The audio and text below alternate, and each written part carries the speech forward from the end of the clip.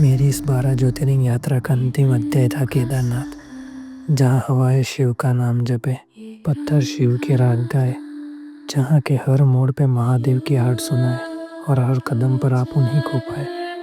चाहे फिर बर्फ से ढके पहाड़ों की चुप्पी हो या मंदिरों की घंटियों की आवाज़, हर शोर में, हर खामोशी में जो सुनाई दे और सिर्फ मेरे महादेव हो। और सारा ब्रह्मांड ये पुकारता है, शिव ही सत्य है, शिव ही अनंत है। हर सांसों में शिव, हर धड़कन में शिव, सारा जहाँ केदारनाथ की शरण में और मैं मेरे महादेव की चरण में। और केदारनाथ सिर्फ एक मंदिर नहीं है, ये मंदिर से कहीं आगे बढ़कर है। ये लोगों की आस्था की और भक्ति की एक ऐसी शाश्वत गाथा है जिसे सिर्फ आप यहाँ पे आके देख पाओगे और महसूस कर पाओगे।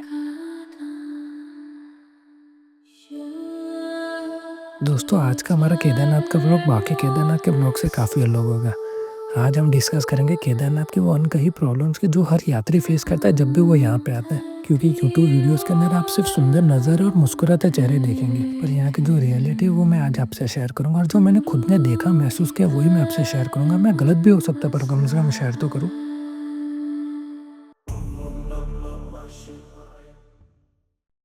केदारनाथ का सफ़र इतना भी आसान नहीं है जितना आप समझते हो। ये मुस्कुराते चेहरे के पीछे की जो तकलीफ़ें हैं, यहीं की आंखें बयां कर देती है।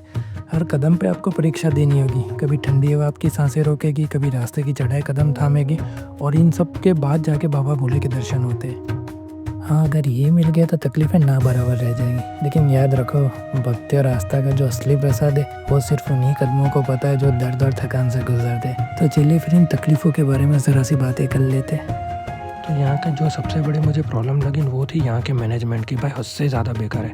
आप जैसे ये सोचिए कि मैं सुबह 4 बजे लाइन में लगा था और मेरा दर्शन हुए 11 बजे। सुबह 6 बजे तक तो सब कुछ नॉर्मल था, पर अचानक से एक और लाइन ओपन कर दी इन्होंने। लगभग 50 लोगों का कोई ग्रुप था, उनको सीधा अंदर भेज दिया।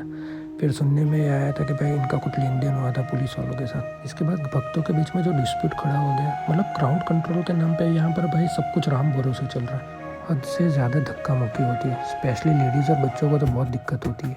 इसलिए मैं आपको एक टिप दूंगा। जो बेस्ट टाइम है दर्शन करने का वो है आरती के बाद रात 8 बजे। उस टाइम भीड़ नाम मात्रा की होती है और शांति से आपके दर्शन बहुत अच्छे से हो जाएंगे। हाँ, एक चीज़ है कि आप गर्भगृह के अंदर नहीं जा पाओगे, क्योंकि वहाँ पे दोपहर के 12 बजे तक ही अलाउड है। उसके बाद बाहर से ही दर्शन होते हैं। पर दिल्ली में मेरी एक बात मानना कि जो बाहर खड़े रह के शांति से दर्शन करने की जो फीलिंग है वो भीड़ भाड़ में अंदर के दर्शन करने से 100 टाइम्स बेटर है। दूसरी सबसे बड़ी दिक्कत जो हर यात्रियों को फेस करनी पड़ती है वो है यहाँ पे रूम्स की। सीजन्स में रूम मिलते ही नहीं है, और अगर मिल पे गए तो समझो कितनी बीतनी पड़ेगी, क्योंकि एक रूम कम से कम 12 से 15 हज़ार तक आपको पड़ेगा। और ये हमारे साथ हुआ, इसलिए ही मैं आपको बता रहा हूँ। कल हमारे एक दोस्त की बहुत ही ज़्यादा तबीयत ख़राब हो गई थी, तो मजबूरी में हमें रूम लेना पड़ा, क्योंकि टेंट का ऑप्शन था नहीं हमारे पास। तो काफ़ी ढूंढने के बाद हमें एक छोटा सा रूम मिला, उसके हमसे 11,000 लिए थे। तो मैं आपसे ये कहूँगा कि जो सबसे बेस्ट ऑप्शन है वो है टेंट का। 300 से 1200 तक इजीली आपको एक टेंट मिल जाएगा। टेंट लेने से पहले बस 2 बातों का ध्यान देना। एक तो टेंट मंदिर के पास में ही लेना, जो कि आपको मिल जाएगा। दूसरा, जिसके ऊपर छत हो वही वाला टेंट लेना, क्योंकि वो बारिश और हवा दोनों से आपको बचाएगा।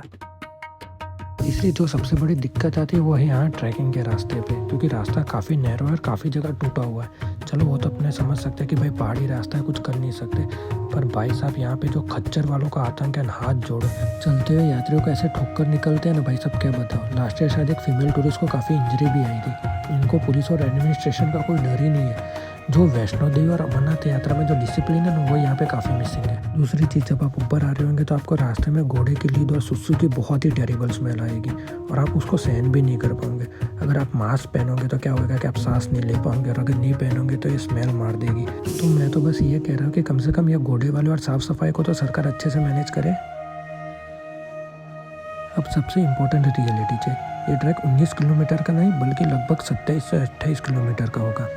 कैसे आपको बता दो, सीजन में गोरेकुंड की पार्किंग फुल हो जाती है, तो आपको सोनप्रयाग में पार्किंग करनी पड़ेगी। वहाँ से 3 से 4 किलोमीटर सिंगल लाइन में आपको चल के आना पड़ेगा रजिस्ट्रेशन काउंटर तक। रजिस्ट्रेशन काउंटर से जहाँ से आप टैक्सी बोर्ड करते हो, जो आपको ऊपर ले जाती है, वो 1 किलोमीटर है, तो वहाँ तक जाना पड़ेगा। फिर जहाँ पे टैक्सी ड्रॉप करेगी आपको, वहाँ से 1 किलोमीटर और ट्रैक करके जाना पड़ेगा, जहाँ पे आपको मिलेगा पौनी पालकी का रजिस्ट्रेशन काउंटर। अब यहाँ पहुँचने के बाद स्टार्ट होता है असली केदारनाथ ट्रैक। लोग बोलते हैं 19 किलोमीटर का है, पर एक्चुअल में 22 किलोमीटर का है, जो कि काफ़ी टफ है पर काफ़ी ब्यूटीफुल भी है।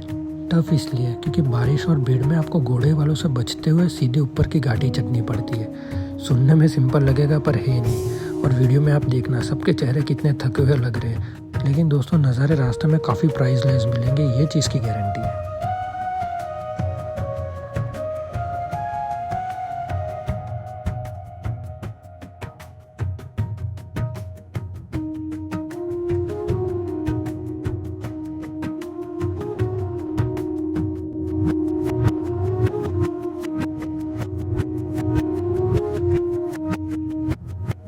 अब मैं जिस लंबी लाइन की बात कर रहा था ना, ये वही लाइन, और आप देख पा रहे होंगे कि लाइन कब से चल रही है।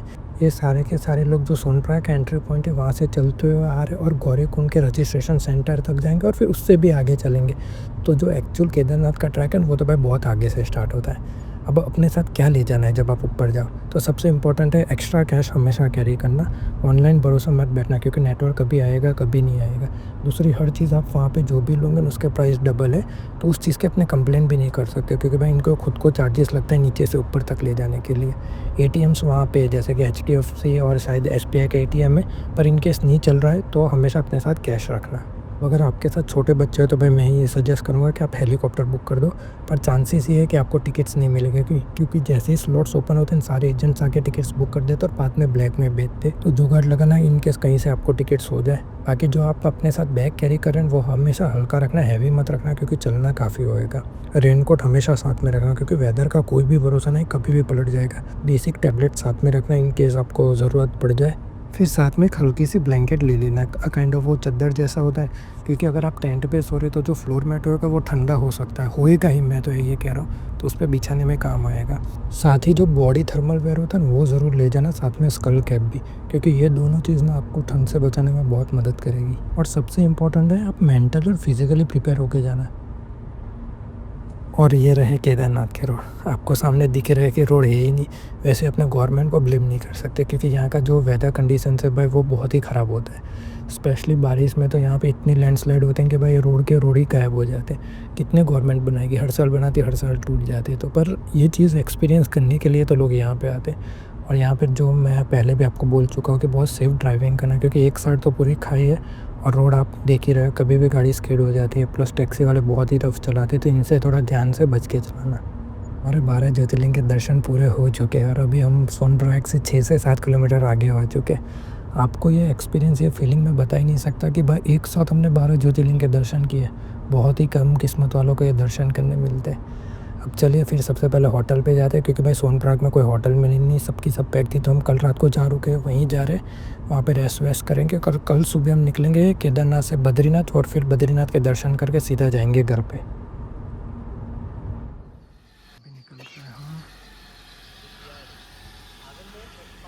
बहुत ख़राब हो गया है।